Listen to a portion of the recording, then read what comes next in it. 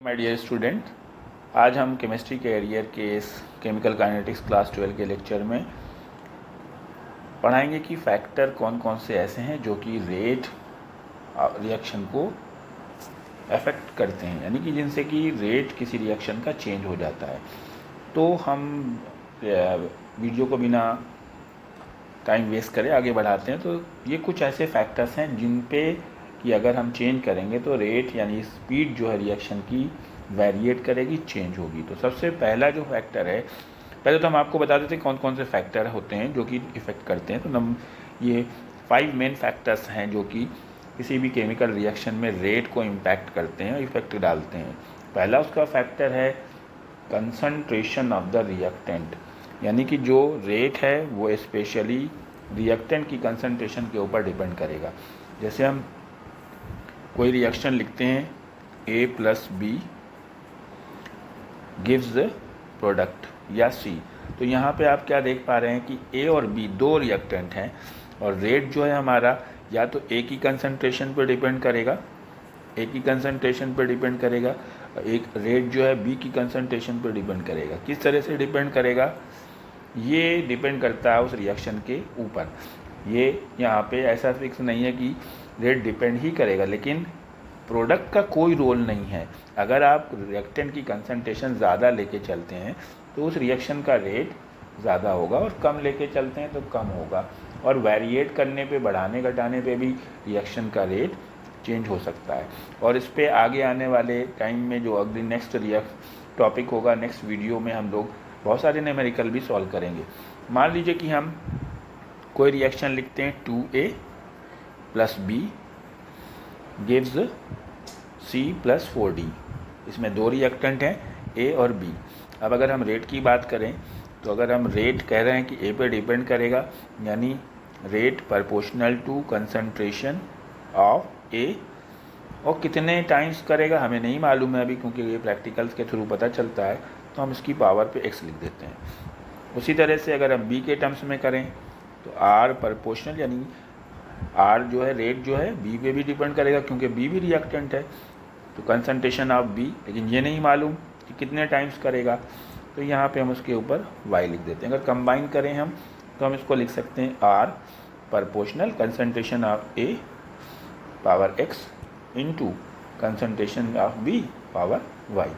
लेकिन यहाँ पे C और D जो कि दो प्रोडक्ट हैं, इसका कोई रोल नहीं है। तो कभी भी जो फैक्टर है आपका कंसंट्रेशन, तो याद रखना है कि वो रिएक्टेंट की कंसंट्रेशन होगी, प्रोडक्ट की कंसंट्रेशन नहीं होगी। ये पहला फैक्टर था, और इस पे अगले टॉपिक्स में न्यूमेरिकल्स वगैरह भी इसी टॉपिक पे पूछे जाते हैं। दूसरा जो आपका फैक्टर है, जो दूसरा इम्पॉर्टेंट फैक्टर है, उसे बोलते हैं हम टेम्परेचर। आप जानते हैं कि बहुत सारी रिएक्शंस जो हैं वो लो टेम्परेचर पे नहीं होती, या हम उसे हीट करते हैं। हीट करने पे क्या होता है कि टेम्परेचर बढ़ जाता है, बढ़ने से रिएक्शन जल्दी हो जाती है। अगर आपकी रिएक्शन जैसे नहीं हो रही है तो आपको क्या करना पड़ता है, थोड़ा सा गर्म कर लीजिए, गर्म पानी में तेज़ रिएक्शन हो जाती है। यानी अल्टीमेटली आप ये कहेंगे कि टेम्परेचर बढ़ाने पे rate of the reaction increase कर जाता है। बिल्कुल सही है, जो अगर आप टेम्परेचर बढ़ाएंगे तो रेट जो है इंक्रीज़ करेगा। दूसरा फैक्टर आपका है टेम्परेचर, टेम्परेचर से रेट इंक्रीज़ करेगा। और अगर आप ग्राफ बनाते हैं आप टेम्परेचर और रेट के बीच में, रेट यहाँ पे ले लें y एक्सिस पे और इधर ले लें टेम्परेचर, तो ग्राफ सीधी लाइन जाएगा।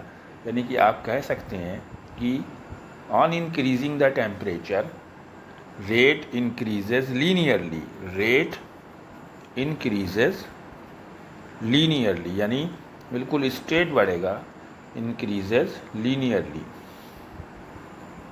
ये बहुत इंपॉर्टेंट सेंटेंस है, करेक्ट द फॉलोइंग में आ सकता है, या इसमें असर्शन रीजन में पूछा जा सकता है कि rate of the reaction increases linearly on increasing with temperature, यानी टेम्परेचर बढ़ाएंगे। इंक्रीजिंग लीनियरली का मतलब ये सीधी लाइन जा रही है।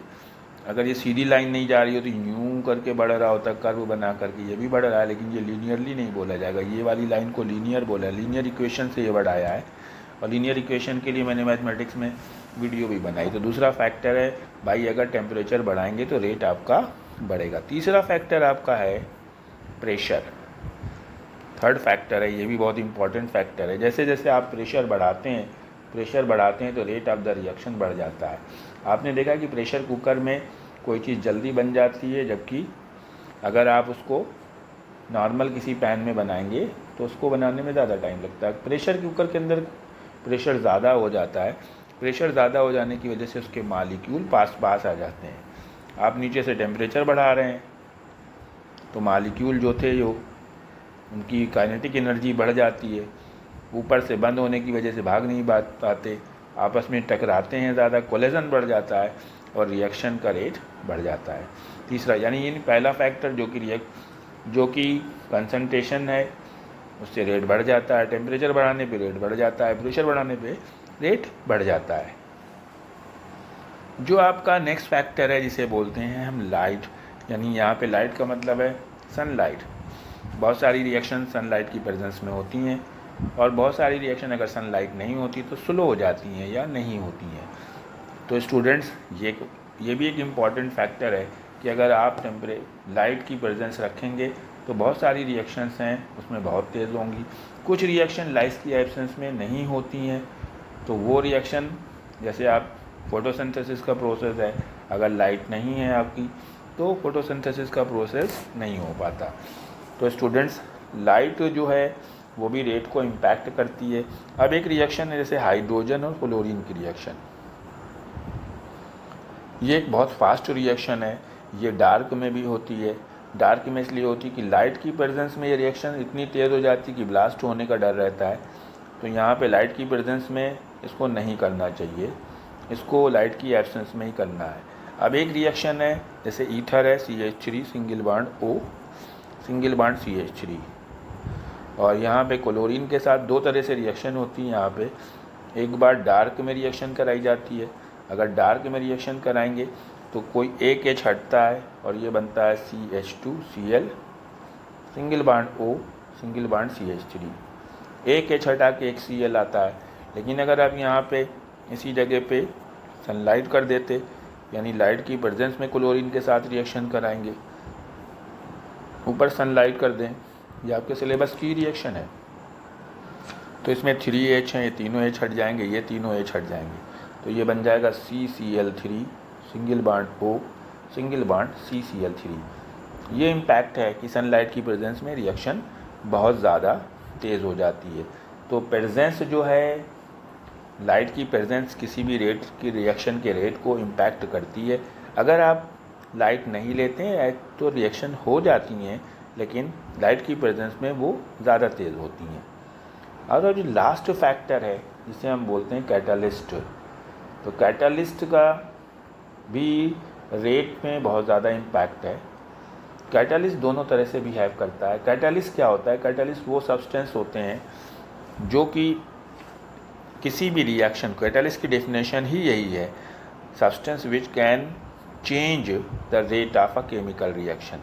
ऐसे कोई सब्सटेंस जो किसी भी रिएक्शन के रेट को चेंज कर दें, विच कैन चेंज, यहाँ पे इंक्रीज नहीं बोला है हमने, which can change the rate of the reaction, rate of reaction, substance which can change the rate of the reaction are called catalyst. अब चेंज का तो मतलब ये भी है कि बढ़ भी सकता है और घट भी सकता है।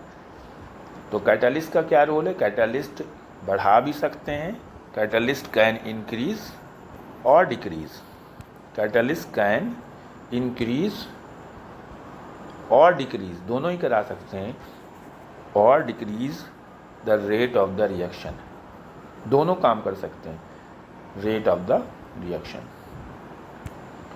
अब यहाँ पे जो कैटालिस्ट रेट को बढ़ाते हैं स्टूडेंट्स, आपको कमेंट सेक्शन में लिखना है। दो तरह के कैटालिस्ट हुए, एक बढ़ाने वाले जो बढ़ाते हैं, इंक्रीज़ करते हैं, उनको क्या बोलेंगे, और जो डिक्रीज़ करते हैं उन कैटालिस्टों को क्या बोलेंगे।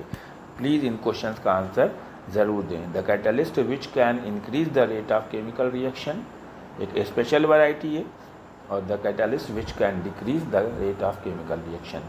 आज के लिए इतना सफिशिएंट है। कल हम फिर मिलेंगे नए टॉपिक के साथ, जिसमें हम बताएंगे रेट कांस्टेंट के बारे में और रेट लॉ के बारे में। बहुत ही इंपॉर्टेंट टॉपिक आने वाला है। Thank you, have a nice day.